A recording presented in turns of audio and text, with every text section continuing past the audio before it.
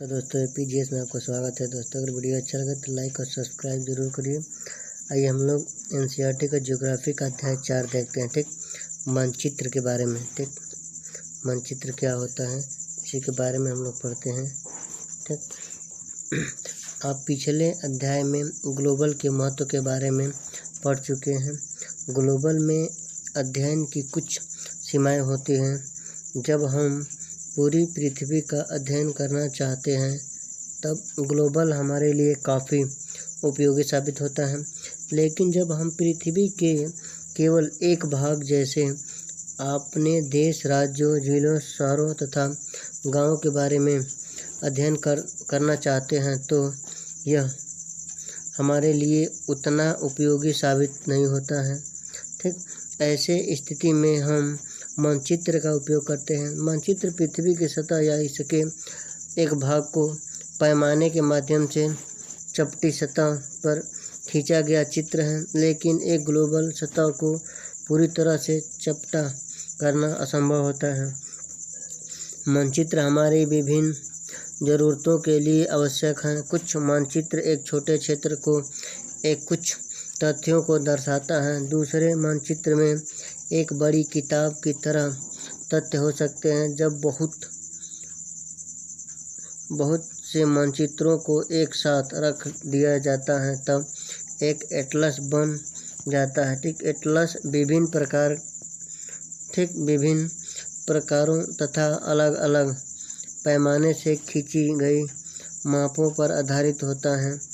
मानचित्रों से एक ग्लोबल की अपेक्षा हमें ज़्यादा जानकारी प्राप्त होती है। मानचित्र विभिन्न प्रकार के होते हैं जिसमें कुछ को नीचे वर्णित किया गया है। ठीक, भौतिक मानचित्र पृथ्वी की प्राकृतिक आकृति जैसे पर्वतों, पठारों, मैदानों, नदियों, महासागरों इत्यादि को दर्शाने वाले मानचित्रों को भौतिक या उच्च मानचित्र कहा जाता है। ठीक, आइए राजनीतिक मानचित्र के बारे में हम लोग पढ़ते हैं। राजनीतिक मानचित्र किसे कहते हैं? ठीक, राज्यों, नगरों, शहरों तथा गांवों और विशेष के विभिन्न देशों व राज्यों तथा उनकी सीमाओं को दर्शाने वाला मानचित्र को राजनीतिक मानचित्र कहा जाता है। ठीक, आइए हम लोग कुछ प्रयोग करके देखते हैं। ठीक, एक रबड़ की पुरानी गेंद लें एवं उस पर कोई रेखाचित्र बनाएं। आप उस पर उत्तर एवं दक्षिण ध्रुव को भी चिन्हित कर सकते हैं। आप चाकू से इस गेंद को काटें तथा उसे चपटा करने की कोशिश करें।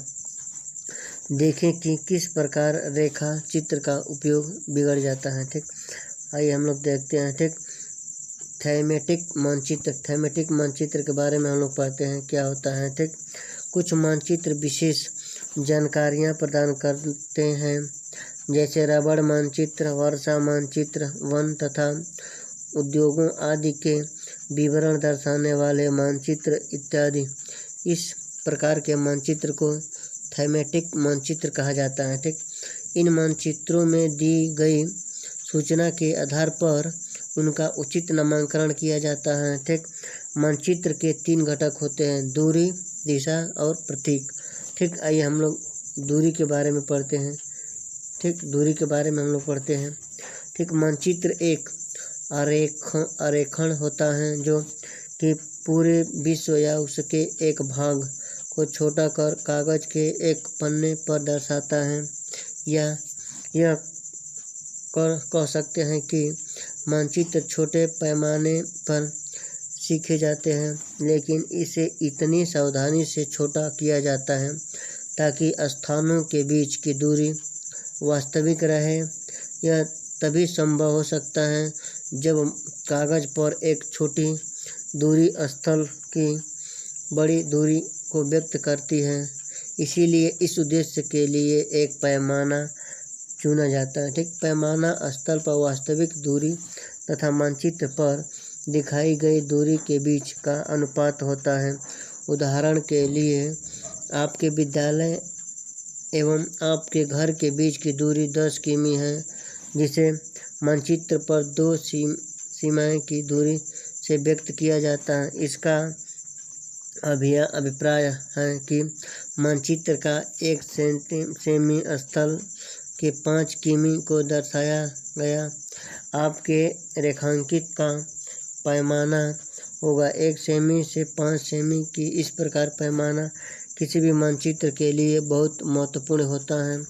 अगर आपको पैमाने की जानकारी है तो आप मानचित्र पर दिए गए किसी भी 2 स्थानों के बीच की दूरी को पता लगा सकते हैं। ठीक, जब बड़े क्षेत्रफल वाले भागों जैसे महाद्वीपों या देशों को कागज पर दिखाना होता है तब हम लोग छोटे पैमाने का उपयोग करते हैं। उदाहरण के लिए मानचित्र पर 5 सेमी स्थलों के 500 किमी को दर्शाता है। इसको छोटे पैमाने वाला मानचित्र कहते हैं। जब एक छोटे क्षेत्रफल वाले भाग जैसे आपके गांव या शहर को कागज पर दिखाना होता है तब हम बड़े पैमाने का उपयोग करते हैं। जैसे स्थल पर 500 मीटर की दूरी को मानचित्र पर 5 सेमी से दर्शाया जाता है। इसी प्रकार मानचित्र को बड़े पैमाने वाला मानचित्र कहते हैं। बड़े पैमाने वाले मानचित्र छोटे पैमाने वाले मानचित्र की अपेक्षा अधिक जानकारी प्रदान करते हैं। ठीक, आइए हम लोग कुछ उपयोग करके देखते हैं। ठीक, चित्र 4.1 को देखिए। वह एक पैमाना बना है। इसका उपयोग स्थानों के बीच की दूरी मापने में किया जाता है। उदाहरण के लिए एक कुआं एवं ब्रिज के बीच की दूरी 5 सेंटीमीटर है। इसका मतलब होता है कि वास्तविक दूरी 50 मीटर है। अब एक पोस्ट ऑफिस एवं एक करीम के घर ई के बीच की दूरी 12 सेमी है। इसका मतलब है कि स्थल पर यह दूरी 120 मीटर है। लेकिन आप एक पक्षी की तरह उड़कर सीधे ई से ए पर नहीं जा सकते हैं, आपको सड़क पर चलना होगा। अब हम लोग पैदल तय की जाने वाली दूरी ई से सी, इसके बाद सी से एम, एम से बी तथा बी से ए को मापते हैं। सभी दूरियों को जोड़ दें तो यह करीम के घर से पोस्ट ऑफिस की कुल दूरी होगा। ठीक, आइए हम लोग देखते हैं दिशा। दिशा क्या होता है? हम लोग दिशा के बारे में हम लोग पढ़ते हैं कि दिशा क्या होता है। ठीक, अधिकतर मानचित्रों में ऊपर दाहिनी तरफ छोर का तीर का निशान बना होता है जिसे ऊपर अक्ष उत्तर लिखा होता है।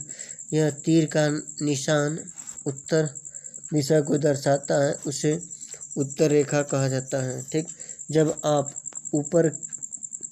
उत्तर के बारे में जानते हैं तब आप दूसरी दिशाओं से जैसे पूर्व, पश्चिम तथा दक्षिण के बारे में पता लगाते हैं।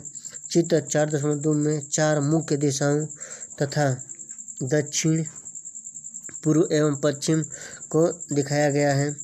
ये प्रधान बिंदु कहे जाते हैं। ठीक, बीच की 4 दिशाएं हैं उत्तर पूर्वीय, उत्तर पूर्व, दक्षिण पूर्व, दक्षिण पूर्व, पश्चिम, दक्षिण पश्चिम तथा उत्तर पश्चिम। इन बीच वाली दिशाओं की मदद से किसी भी स्थान की सही स्थिति का पता लगाया जा सकता है। ठीक, निम्नलिखित दिशाओं का पता लगाया विकास के घर से समुदाय केंद्र का तथा खेल के मैदान का दिशा, दुकानों से विद्यालय की दिशा। ठीक, आइए हम दिक्सूचक की सहायता से किसी स्थान की दिशा का पता लगा सकते हैं। यह एक यंत्र है जिसका सहायता से मुख्य दिशाओं का पता लगाया जाता है। इसकी चुंबकीय सुई की दिशा हमेशा उत्तर दक्षिण दिशा से होती है। चित्र 4.2 बहुत अधिक प्रतीक।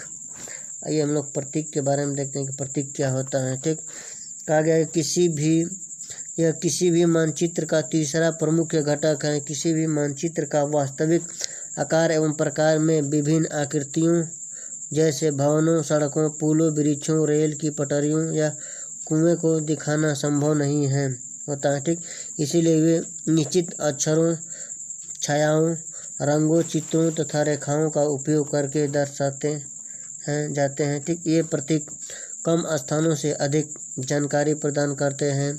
इन प्रतीकों के इस्तेमाल के द्वारा मानचित्र को आसानी से खींचा जा सकता है तथा इनका अध्ययन करना आसान होता है। अगर आप एक क्षेत्र की भाषा को नहीं जानते हैं तथा आप किसी से दिशाओं के बारे में नहीं पूछ सकते हैं, तब आप इन चित्रों की सहायता से देख सकते हैं, ठीक, के द्वारा मानचित्र की जानकारी प्राप्त कर सकते हैं। मानचित्रों की एक विश्वव्यापी भाषा होती है जिसे सभी आसानी से समझ सकते हैं। इन प्रतीकों के उपयोग के संबंध में एक अंतर्राष्ट्रीय सहमति ये रूढ़ प्रतीक कहते हैं, ठीक। कुछ रूढ़ प्रतीक चित्र 4.3 में दर्शाया गया है। विभिन्न रंगों का उपयोग भी इसी उद्देश्य से किया जाता है, ठीक। उदाहरण के लिए सामान्यतः नीले रंग का इस्तेमाल जलाशयों, भूरा रंग पर्वतों, पीला रंग पठारों और हरा रंग मैदानों को दर्शाने के लिए किया जाता है, ठीक। आइए हम लोग देखते हैं रेखांचित्र के बारे में हम लोग देखते हैं, ठीक। रेखांचित्र एक आरेखण है जो पैमाने पर आधारित न होकर यादृच्छिक और स्थानीय प्रेक्षण पर आधारित होता है। कभी कभी किसी क्षेत्र के एक कच्चे आरेखण की आवश्यकता वहाँ के एक स्थान को दूसरे स्थान के सापेक्ष दिखाने के लिए होता है। मान लीजिए कि आप अपने मित्र के घर जाना चाहते हैं लेकिन आपको रास्ते की जानकारी नहीं है। आपका मित्र आपके घर के रास्ते को बताने के लिए एक कच्चा आरेखण बना सकता है। इस प्रकार कच्चे आरेख को बिना पैमाने की सहायता से खींची जाता है। इसे रेखांचित मानचित्र कहते हैं, ठीक। खाका के बारे में हम लोग देखते हैं कि खाका क्या होता है, ठीक। एक छोटे क्षेत्र का बड़े पैमाने पर खींचा गया रेखांकित चित्र खाका कहलाता है, ठीक। एक बड़े पैमाने वाले मानचित्र से हम बहुत सी जानकारी प्राप्त होती है, लेकिन कुछ ऐसे चीज़ें होती हैं जिन्हें हम कभी कभी जानना चाहते हैं, जैसे किसी कमरे की लंबाई एवं चौड़ाई जिसे मानचित्र में नहीं दिखाया जा सकता है। उस समय हम लोग बड़े पैमाने वाला एक रेखांकित चित्र सकते हैं जिसे खाका कहा जाता है, ठीक। आइए हम लोग अब कुछ करके सीखें, ठीक। स्कूल भवन NGERT वेब पोर्टल देखें, ठीक। इस पोर्टल पर उपलब्ध सैटेलाइट चित्रों पर अपने आसपास पड़ोस का मानचित्र ऑनलाइन बनाएं, ठीक। दोस्तों अगर वीडियो अच्छा लगे तो लाइक और सब्सक्राइब जरूर करिए और अपने दोस्तों के साथ शेयर करिए।